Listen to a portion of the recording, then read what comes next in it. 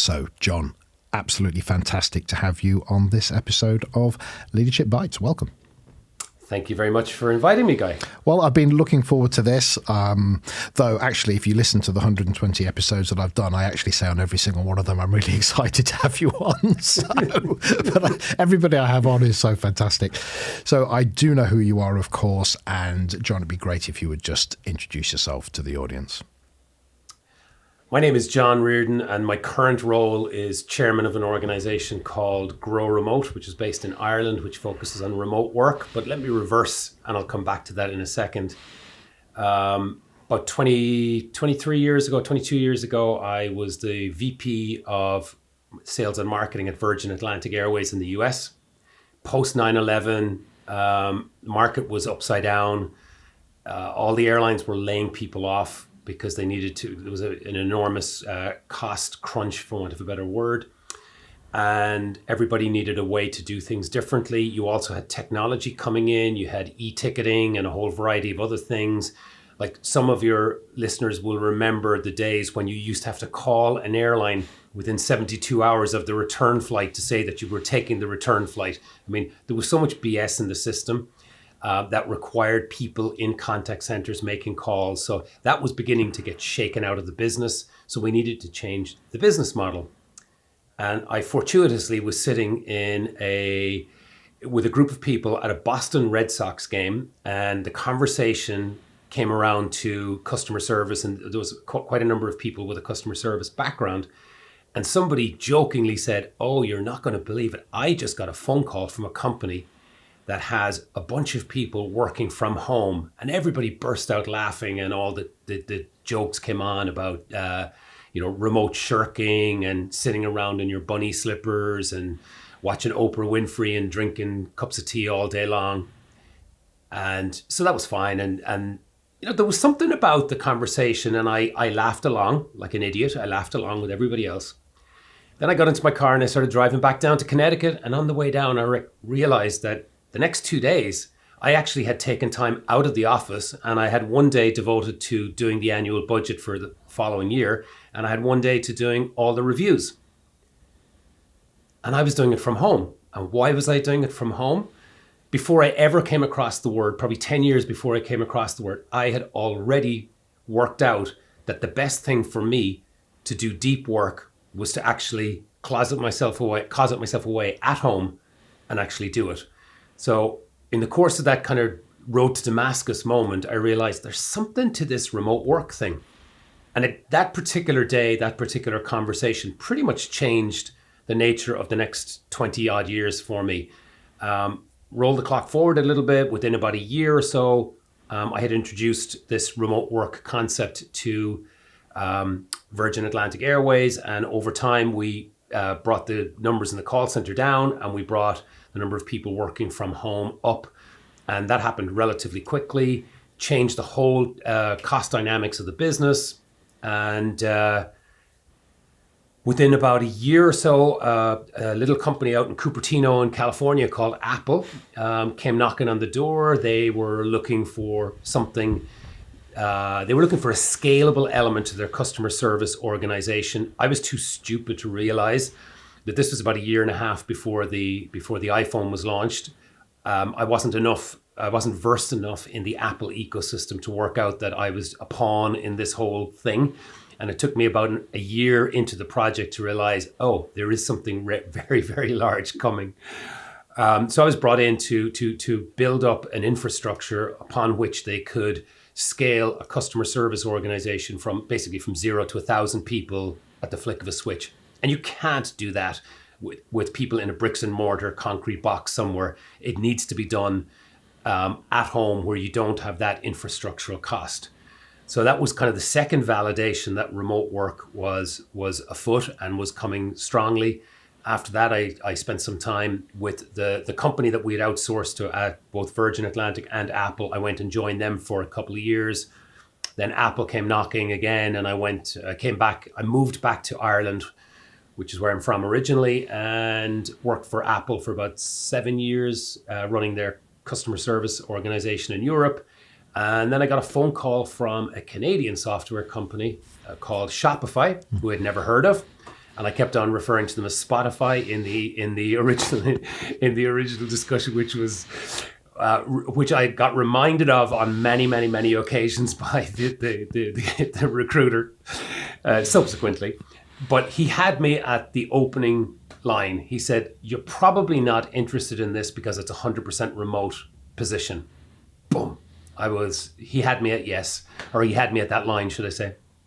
So I spent 5 years at Shopify, and the beauty of Shopify was it brought me back to a world that was fully remote. So when I joined Shopify, there were about 110 people based in Ireland, all of whom were remote. And by the time I left in November 2021, there were over 800 people, no office, fully remote. So that was kind of that's my journey to here. And it started with a conversation where I sniggered along with a bunch of other people at this silly concept of remote work to a world now where that's the stuff that's in there 24/7 that keeps me going. You see, John, I think this is fantastic because I think many people have an idea, but I had this idea about chopsticks when I was at Wagamama's, and I thought, and there's a soup, and I thought, why don't the chopsticks have a hole in the middle so they can be a straw as well as chopsticks? Now, I think there's a market there for you and me to go and capitalise on because it's fantastic. I've got a separate spoon and I've got chopsticks, but no. So I've got the idea, and I've been discussing this idea for about 20 years. But there's a big difference between having a laugh and a giggle and a fantastic idea and then going, do you know what I'm going to do? I'm actually going to make some goddamn chopsticks with a hole in the middle and see what goes on. So there was the laugh, but you manifested it. You turned it into something. Well, there's actually a very interesting piece, which I don't usually kind of tell in the story, was that as I was driving back down from Connecticut, or from Boston back to my home in Connecticut, I kept on thinking that, this is the right thing to do. So I knew the person I knew the individual who had mentioned this, who had mentioned that they'd been contacted by a company that did this. So I said, okay, I'll give her a call tomorrow. So I did. I then called her to get the name of the company and to get the name of the salesperson. I then called the company and didn't realize that. So I called and left a voicemail. The salesperson never called me back. I called a second time. They never called me back. I called a third time and I got no response. I thought, that's really bizarre. About 10 days later, somebody was clearing out the voicemail box of a salesperson who had left the organization, got this message from me and said, if you're still willing to talk, I'll be on your doorstep in Connecticut tomorrow. So I actually chased down the opportunity because it just was nagging me. It just kept on nagging and nagging and nagging. And I suppose the life lesson that I learned in that one was, if it's that good an idea that it's front of mind on a consistent basis, don't give up. And I know this may be a bit of a $64,000 question, but when you had the idea and then you had to bring it to the world, what was that? Was that reaction one of, well, actually, John, you carry enough weight that we will listen? Or was it, this actually took you, like the Dyson story, it took a while to get people to believe that there could be such a thing as a bagless vacuum cleaner? Well, that's a really, really interesting question because it took two things. It took a little bit of doggedness on my behalf. It took the trust of my boss at the time. And it took an organization like Virgin where you could actually come up with a batshit crazy idea and you had a fair chance of being backed. So, it was an organization that encouraged innovation. And I don't think this proposition had been brought before. And I could see people looking around going, I don't quite get it, but he seems to have done a lot of work on it. You know what? There don't seem to be too many other great ideas going around right now. We'll back you to do. So I got backed to do a trial. And I knew the minute I got back to do a trial, I was like, this is going to absolutely knock it out of the park. And it did. So before we get into other things, because we're not going to talk about process and procedures. The one thing, as I work in leadership development, I work with senior teams and organizations, and culture is a constant topic. And some people would probably say, guys, hard enough to have a culture with people that you can actually see, let alone ones that you can't. So when you say an organization like Shopify says, hey, we're going to run the whole thing in essence remotely, is it a redefining of culture, or is it just a different set of skills?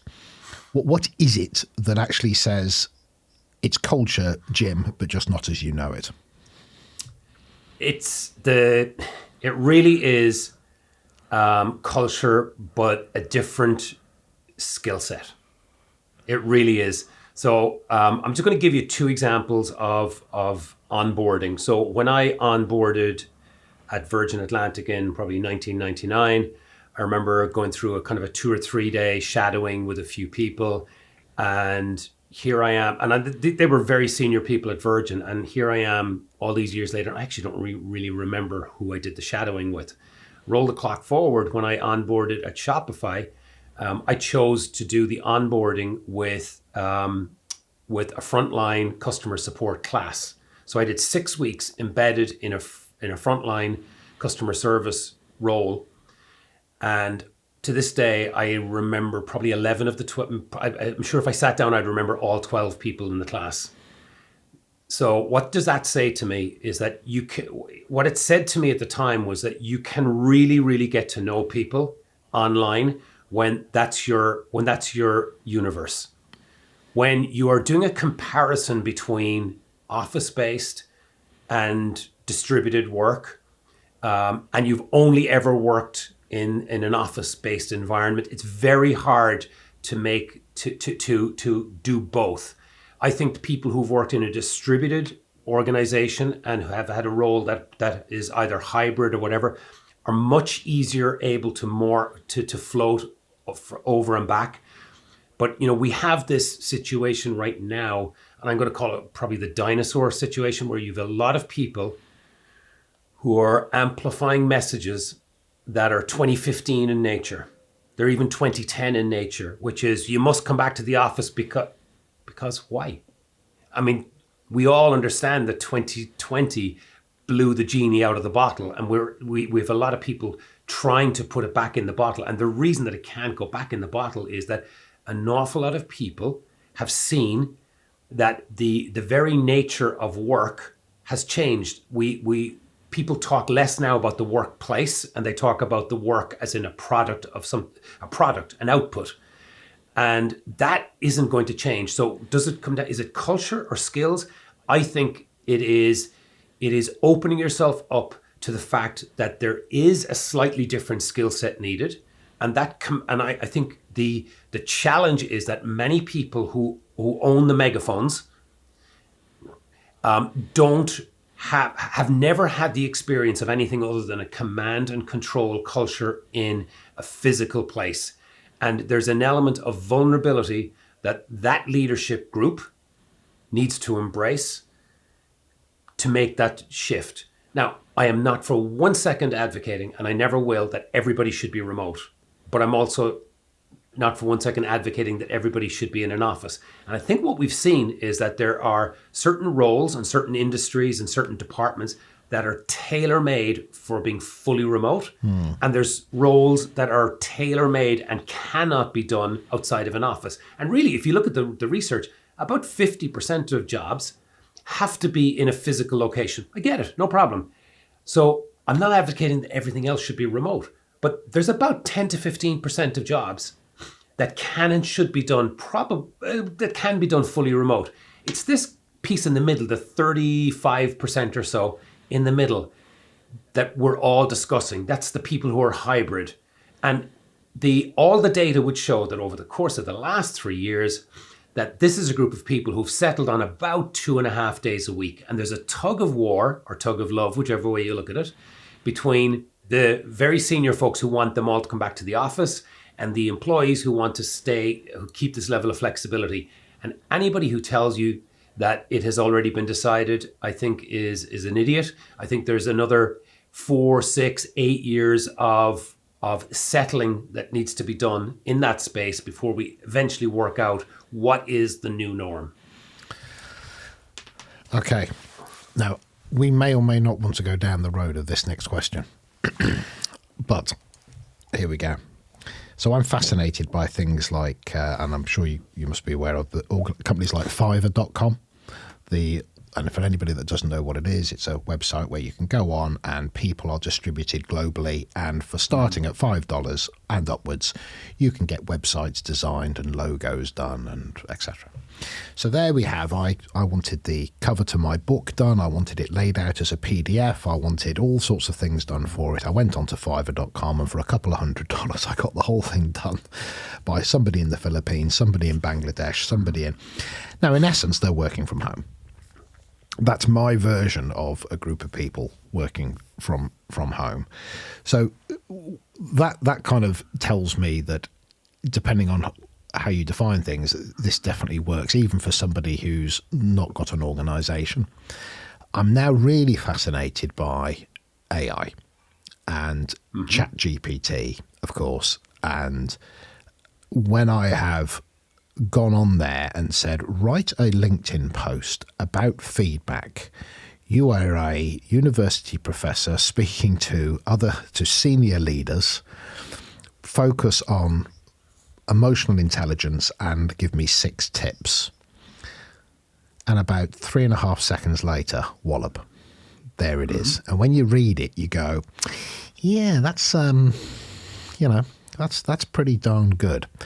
So as that accelerates, because that's as it is today, what's the reality of AI? Because, I mean, a chatbot at the moment is usually relatively rubbish. Yep. You know, I mean, even when the chatbot comes up, I just type real person. So I'm not even going to enter into a conversation with it. Guilty as charged. Exactly. Also. So we do that. So we know the worker, but it's going to get to that point. So what's going to happen so I've got an 8-year-old and a 10-year-old, where's it going to, not where's AI going to be, but what's the reality of somebody in a customer service space who's going to check on your address for you and tell you if your policy's up to date or what what's the reality of even having people? I think we're always going to need, humans by nature need interaction. Okay. So, I mean, one of the biggest challenges with remote work is making sure that you continue to have those interactions and you don't lose the community itch that needs to be scratched. So that will always be the case. And I think there's always going to be a need for people to be at the other end of a phone or the other end of a line, whether it be chat or whatever, for that level of interaction. Now, the whole conversation about AI and ChatGPT, far above my pay grade. But I will share with you what my personal reaction has been since this rolled out. Scared shitless. First thing was like, oh my God. And I thought, hang on a second now. Over the course of the next 5 years, in all likelihood, we're going to see I wouldn't say a race to the bottom, but there will be people who are going to short circuit lots of things. Okay. So what I did, and I don't know if this is right or wrong, but I'm trying to do it. I do it probably 5 to 6 days a week. I have a goal of every day writing, just pulling up a blank document in Google Docs and writing 500 words.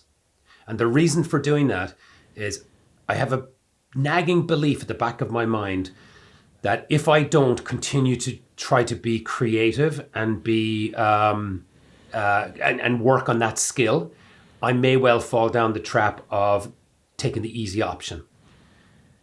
So that's how I'm approaching it. Now, I believe that with ChatGPT, there's an opportunity for me to reach out and find and get a sort of the scaffolding of a story, and then I could probably adapt some of the more nuanced creativity pieces. But I am personally afraid, because I know that I'm likely to take, wouldn't say the easy option, but I could get lured in. Like I look at it through the lens of a 22 and a 19-year-old. We had a very animated discussion about it, particularly as it pertains to college courses and college exams. And there was a discussion about how quite a number of the folks in their various classes were using ChatGPT right off the bat and trying to getting it to do papers. We all know at some stage there that's going to be rumbled. And what I don't want to see my kids falling into the trap of taking the easy option. So to me, I suppose I did this as a reminder to myself that the creative process is important, but also as probably an example to the rest of to my kids that like it is an important skill to carry forward into the next kind of 5 years, the actual ability to write rather than the ability to get somebody to write for you. And do you think there's and this is a slightly unfair question, but we're grown up, so we can handle it. I've always been of the belief that the moment McDonald's can invent a machine that can take the chips out of the fryer and actually put them into the container, and when Boston Robotics come up with a robot that can do it, and they look at the actual lifelong, that's a 100-year investment in that machine with a service engineer. Actually, I think you'll end up at a McDonald's window and all that will be in there is a service engineer. 100% agree with you. So, even though I do have a relatively dystopian view of the future, and I think it's going to end up like Blade Runner, which is a particular point of reference, I kind of have that sense of a lot of these roles that are even now, work from home. If you were going to actually look forward, 30 years? What's the reality? Well, I'm going to go back about 25, 30 years, first of all. And, in sort of my lifetime in business or in leadership, there have been all these times where it's like, oh, this is going to come along and it's going to take loads of jobs. It's going to do this. It's going to do that. There's all these kind of seminal moments where there's a lot of doomsday thinking. But if you actually look at it, there are more people. The unemployment rate is lower now than it was then. There are more people employed, ordinal number now than then. So what I see, and this is again way above my pay grade, but I see that we are continually reinventing the jobs and the nature of the jobs, and particularly in the first world countries, we're continuing to grow up rather than grow out. And a great example would be, VHS tapes came out. It's going to doom the cinemas. No, cinemas needed to reinvent themselves and reconstitute the size and the way they were organized into cineplexes. Good business to be in. Oh, they're going to kill the movie industry. Well, no, not necessarily kill the movie industry. It changed the movie industry. So I do believe that the changes that we're seeing now, the things that are coming out now will change the nature of what we're doing. But I think we're smart enough as a species to actually adapt and to move forward. So your example of McDonald's, if you look at what McDonald's, just as an example, a fast food chain has done, what you probably wouldn't realize is that for 25 years, I think it's about 25 years, McDonald's in the US has had people working from home answering the drive-through window questions. So you think you're talking to an individual, but in many of the McDonald's franchises, you're actually talking to somebody who is sitting in the middle of a snowstorm in Michigan, working from home, because every time they save a second or two in the processing time, they're actually making more money. And they worked out that was a significantly better way to do business. So I love that businesses are constantly looking at processes and changes. And I don't take as dystopian a view as you might, putting words in your mouth there a little bit, or reminding you of your words, shoving your words back in your mouth. I think we have an ability as a species to reinvent and actually move on. Perfect. Thank God for that. Good news. So listen, Jon. Let's fast forward to today. You've had a heck of a career by anybody's standards. So where are you now in terms of your legacy? Where your brain's at when you get up in the morning and to decide whether or not to stay in bed or to get up? What's the stuff that gives you that energy and that focus? Well, the first thing I look at is what's on my calendar. And when I see that I've got a podcast with Guy Bloom, it says, I better get up today. No, I joke. Since I've been out of, let's say, the general workforce for a year and a half, and I was really lucky that I brought a lot of things with me. So when I actually stepped off the treadmill, I had so much more stuff on my plate that I'm actually busier now than I was then. So the key, I suppose, the pillars for me that I brought forward were, clearly remote work and aspects of remote work, or I would prefer to refer to it as, I suppose, flexible work. That's the stuff that's constant. That's the tape that's constantly going around in my head. I can't turn that off. I can't.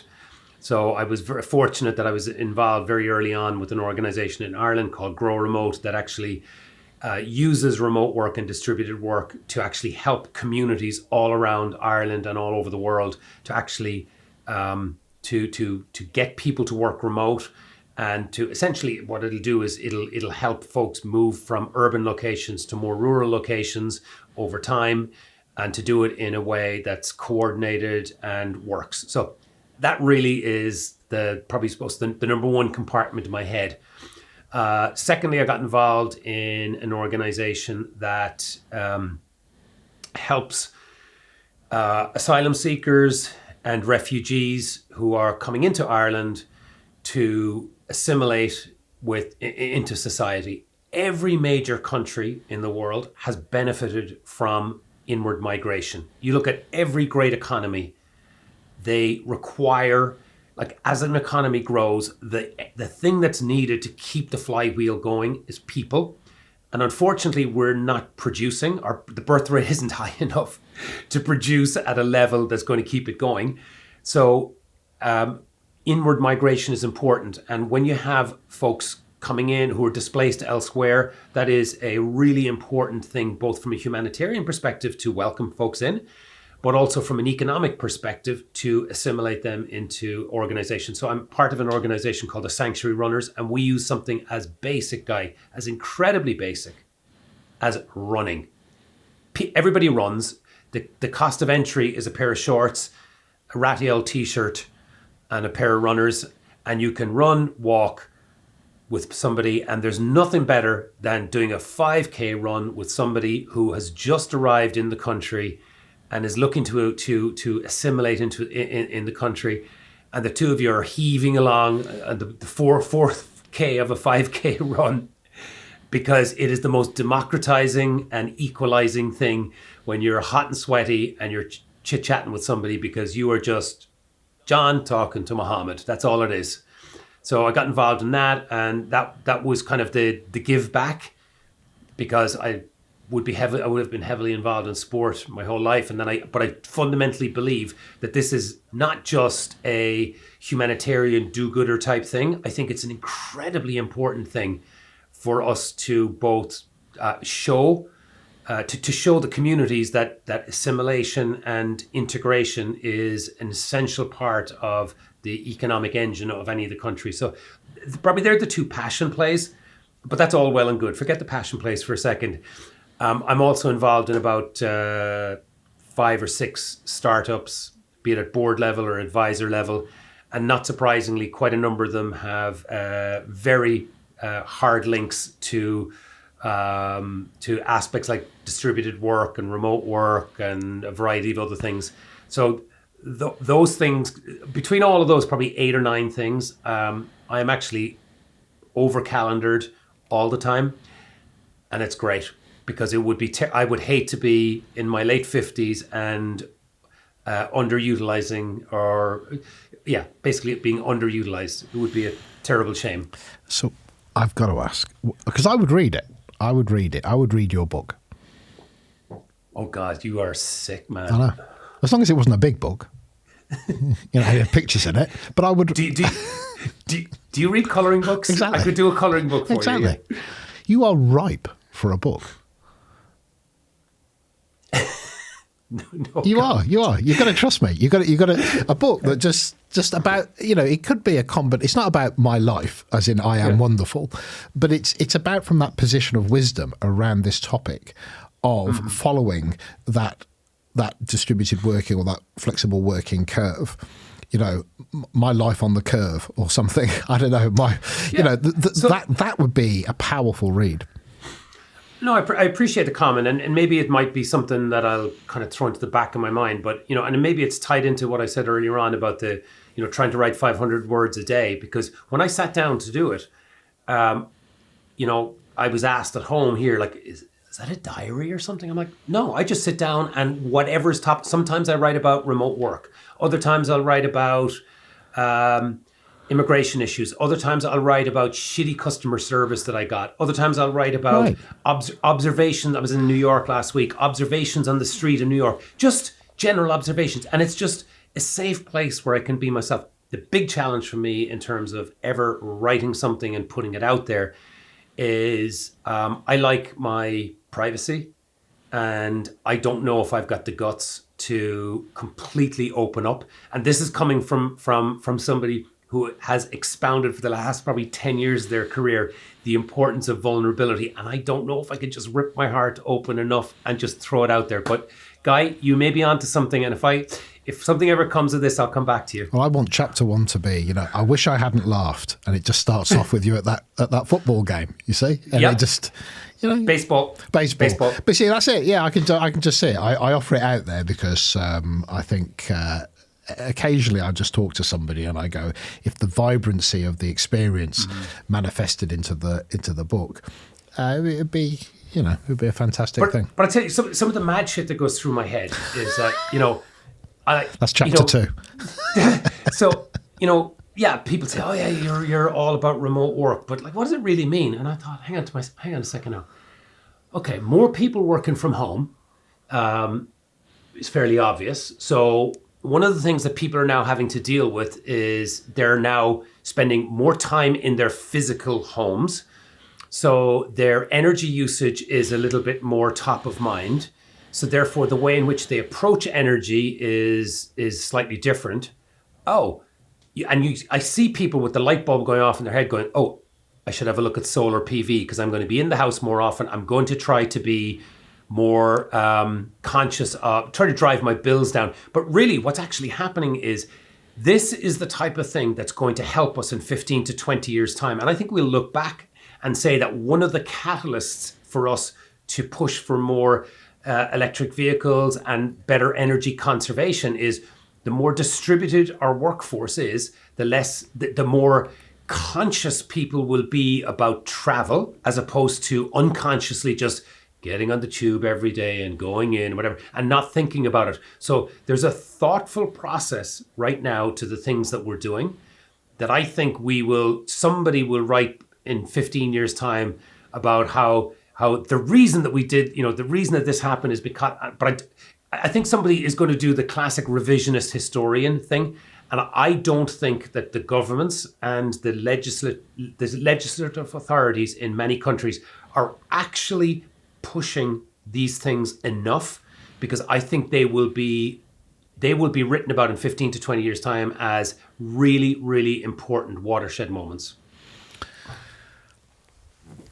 I think you see that. I think you have an acute insight, and I think you notice pivot moments, and I think you recognise them for what they are. So, listen, just having you on the podcast will be educational for some people. And this topic of if people coming through it, if you said, look, if you should read one thing or listen to one podcast, or maybe there's a couple of things for people to take an interest in this idea of remote working and maybe what it means to the human condition and what it maybe means to maybe even to the long-term kind of sustainability of an organization, whatever these topics are that you're far more versed in than I am. Where should people start looking? Because there may not be the Bible, but there might be places that people should pay attention to. Where should they look? As a podcaster, you're probably not going to like how I'm going to respond to this, but I would say the number one place to start is data. rather than commentary.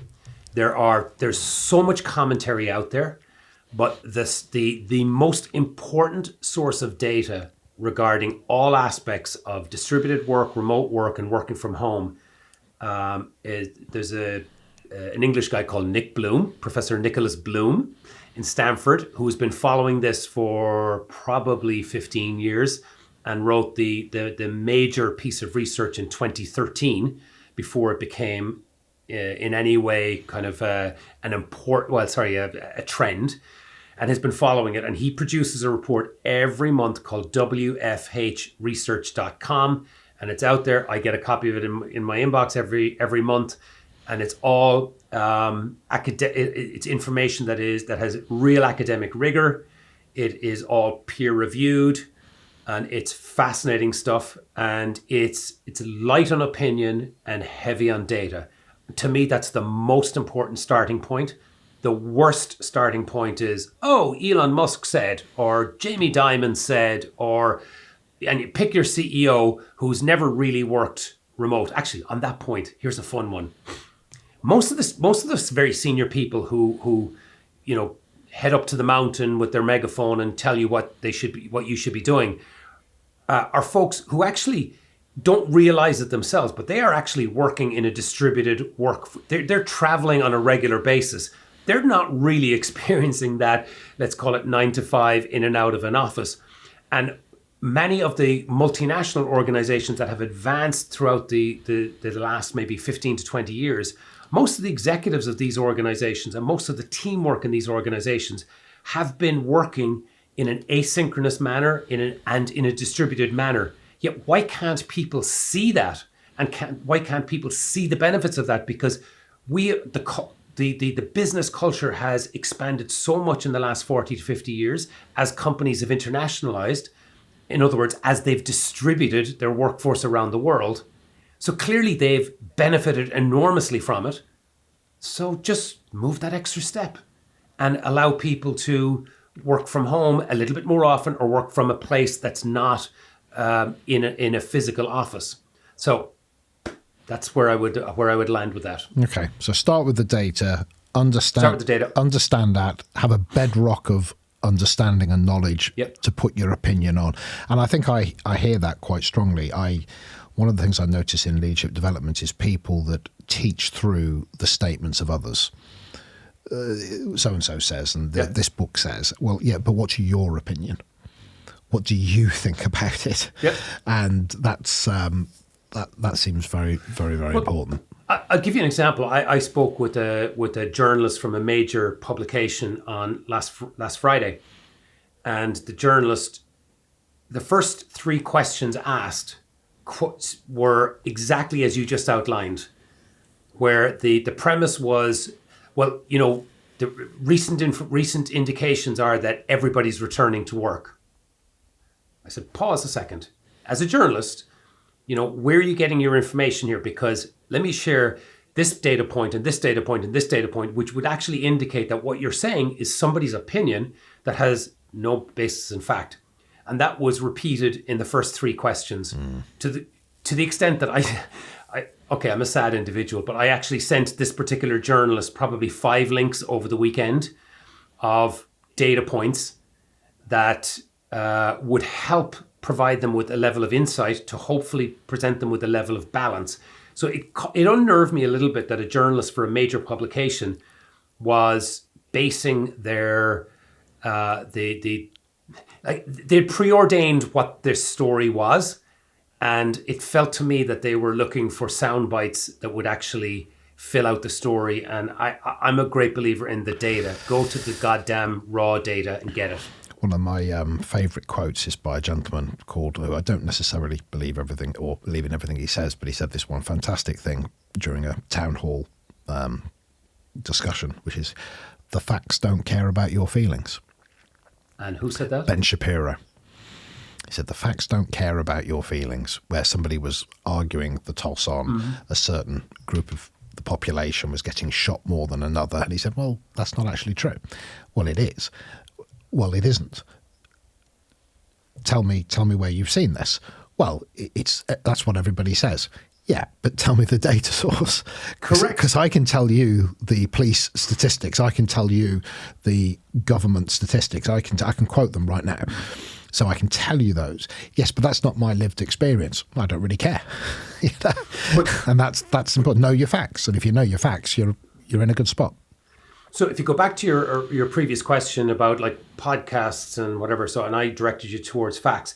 I think the facts then will help people to lead them to podcasts that actually discuss. Like there's some great podcasts that talk about the need for empathy in the workplace. And there's a woman called Sophie Wade who does a great podcast on that. There's a ton of other podcasts out there, but it all depends on the facts will lead you to the area that you're most interested in. And then I would say go discover from a podcast perspective, go discover. There's some fascinating ones. There's plenty of bullshit out there as well, but there's a lot of fascinating ones. And I would say sift through until you find something that actually resonates with you. And then I would also say mix it up. I do believe that absolutely only listening to one voice on a consistent basis is not necessarily the right thing to do. And I love to chop and change. I listen to a smorgasbord of podcasts because it's the best way to lean in. And I actually love listening to stuff once in a blue moon that absolutely irritates the shit out of me because if I disagree with it, I want to know why I disagree with it. I think that's really important. Sophie Wade, Empathy Works. I had her on the podcast a little while ago, so she's fantastic. And I think you're right, actually. I think especially with social media algorithms, if you only listen to what you like, you're going to live in an ecosystem where you end up not able to tolerate any other voices. And that means that out of the 100 things that you don't agree with, there will be one out of that 100 where you go, damn it, that might be right. But if you're not willing to listen to anything, then you cut it out. So I resonate with that. So listen, I'm going to bring us to a close, not because I want to, because what I actually want to do is to kidnap you and keep you for private conversations for the next couple of weeks. But apparently that's illegal and I'm not allowed to do it anymore. So I'm going to bring us to a close. I'm going to get you to stay on just for a moment to make sure everything is loaded up. But Jon, you've been an absolute joy. You're on point. You're succinct. You're colourful in the right way, and you've got this great experience that just resonates through what you say. So for everybody listening, and for just my personal joy, thank you so much for coming on. Many thanks. A lot of fun.